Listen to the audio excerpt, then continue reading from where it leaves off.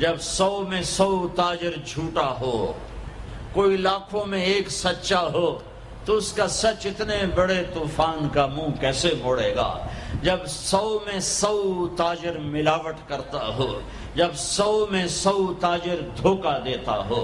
جب 100 میں 100 تاجر ڈنڈی مارتا ہو، جب 100 میں 100 افسر رشوت لیتا ہو،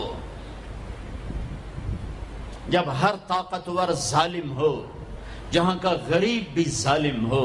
جہاں ہر مرد عورت جھوٹ بولے، جہاں ہر آدمی داؤ لگے تو دھوکہ دینے سے باز نہ آئے، ریڑھی والا بھی دھوکہ دینے سے باز نہیں آتا۔ ہمارا مزدور دھوکے باز ہے کہ 8 گھنٹے کا کام 48 گھنٹے میں کرتا ہے۔ ہمارا مستری دھوکے باز ہے، 1 ہفتے کا کام 1 مہینے میں کرتا ہے۔ میں کہاں اور کیا کیا دکھاؤں۔ فیصل آباد فجر کی نماز پڑھ کے نکلا سیر کرنے، واپس آیا تو ایک ریڑھی والا نظر آیا دور سے، سفید پگڑی سفید داڑھی۔ ریڑھی والے عام طور پر ایسے نہیں ہوتے، دنیا کے بھی غریب ہوتے ہیں، دین کے بھی غریب ہوتے ہیں۔ تو مجھے بڑے پیارے لگے وہ بزرگ، تو میں جب ان کے قریب سے گزرا تو میں نے ان کو ایک دفعہ پھر یوں دیکھا، تو میں نے دیکھا ویسے رو رہے تھے خاموش آنسوؤں کے ساتھ، اور ان کا ایک ہاتھ تھا ریڑھی کے اوپر اور ایک ہاتھ تھا پیٹی کے اوپر، اور ایسے آنسو گر رہے تھے ایسے۔ میں کھڑا ہو گیا، میں نے کہا بزرگوں خیریت ہے، کیوں رو رہے ہیں؟ تو کچھ بولے نہیں، پیٹی میرے آگے ایسے الٹا دی، ساری ریڑھی پر سیب بکھر گئے۔ جو پہلی لیئر تھی وہ ستھرے سیب تھے، نیچے سارے گلے ہوئے سیب تھے۔ یہ کسی طاقتور نے دھوکہ نہیں دیا، یہ ایک مزدور نے دھوکہ دیا ہے، ایک باغ خریدنے والے نے دھوکہ دیا ہے، جس نے 1,00,000 2 لاکھ میں سیب کا باغ خریدا ہوگا اور اس نے اپنے گندے بھی نکالے ہوں گے۔ آئے ہائے ہائے، وہ کہنے لگے بیٹا میں بہت غریب ہوں۔ یہ جو انہوں نے بہت پہ زور دیا، یہ آج بھی جب میں یہ قصہ سناتا ہوں میرا زخم ایسے تازہ ہو جاتا ہے کہ لگتا ہے وہ بہت کا لفظ پھر خنجر کی طرح میرے دل میں اتر گیا۔ بیٹا میں بہت غریب ہوں، میں صبح سویرے منڈی جاتا ہوں، ایک پیٹی لاتا ہوں موسم کے پھل کی، عصر تک وہ بک جاتی، پھر میں اپنے بچوں کے لیے تازہ آٹا لے کے،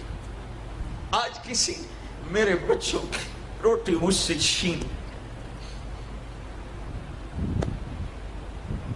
تمہاری پولیس تمہیں امن کیسے دے گی؟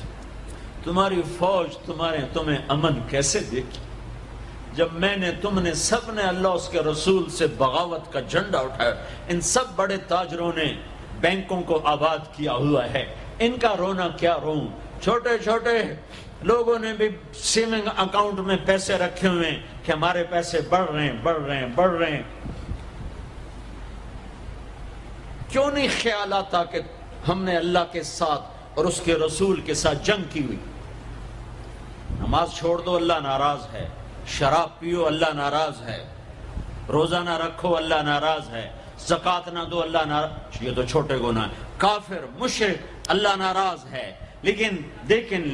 اس دھرتی پر صرف ایک گناہ ہے، اللہ کے واسطے میری سنو۔ وکیل نے بڑے بڑے لوگ بھی بلائے ہوں گے، اللہ کے واسطے میری بات سنو، میری فریاد سنو۔ میں کوئی پیشہ ور خطیب نہیں ہوں، میں عقیل کے پیسوں پہ یہاں نہیں آیا ہوں، میری سنو۔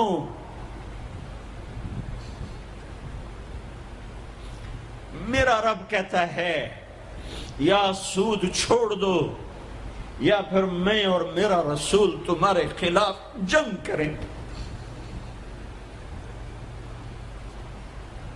جس کے پاس 4 پیسے زیادہ آتے وہ بینک بنا کے بیٹھ جاتا، بینک خرید لے۔ پہلے اللہ سے صلح تو کرو کہتے ہو چوریاں ہیں، ڈاکے، ہاں وہ بھی ہمارے اپنے ہیں، واللہ میں ان کے لیے دعا کرتا ہوں، بد دعا نہیں کرتا ہوں، دعا کرتا ہوں، چونکہ اگر یہ اس حال میں مر گئے تو بڑی خوفناک جہنم میں جائیں گے، اور یہ میرے نبی کے امتی ہیں، نہ انہیں اللہ کے نبی کا دیدار نصیب ہوگا نہ اللہ کا دیدار نصیب ہوگا، اور جہنم کی آگ اس سے الگ ہے، یا تو اللہ کی جہنم کو جا کے پانی سے بجھا دو، قصہ ہی مکا دو، اور اللہ کی جنت کو آگ لگا دو، جزا سزا کا تصور مٹا دو، اور اتنے طاقتور بن جاؤ کہ آج تم لوگوں کی گردنیں اتارتے ہو تو کل جب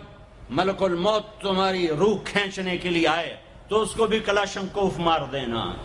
اور اس کے بھی سامنے کھڑے ہو کے دکھا دینا، یا اتنی طاقت پیدا کرو کہ جب تمہیں اٹھا کے قبر میں لے جا رہے ہوں تو جانے سے انکار کر دینا، اڑ جانا، میں نہیں جانتا لال و زور،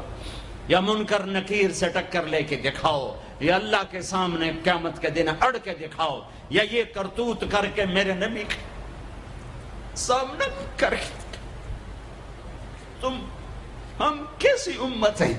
جس کے لاڈلوں کے سر ذبح کٹ گئے، ارے بکرے کو ذبح کرتے ہوئے بھی رحم آ جاتا ہے، اپنے قربانی کے جانور کے سر پہ کھڑا ہونا مستحب ہے، میں نہیں کھڑا ہو سکتا، میرا دل گھبرانے لگتا ہے، اور پیچھے مڑ کے دیکھو 61 ہجری میں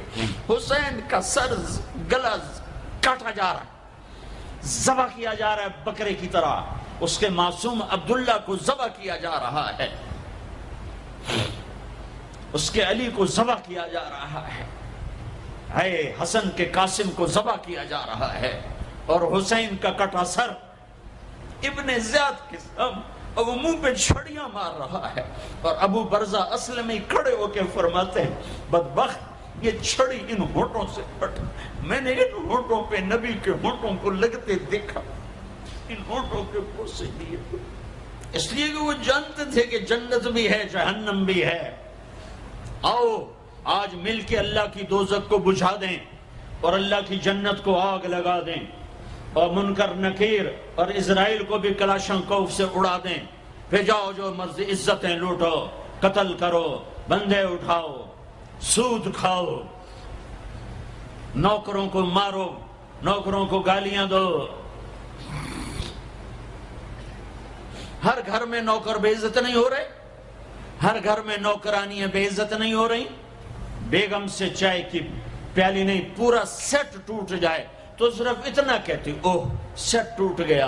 اور نوکرانی سے پیالی ٹوٹ جائے تو اس کی عزت اتار کر اس کے ہاتھ میں پکڑا دی جاتی ہے۔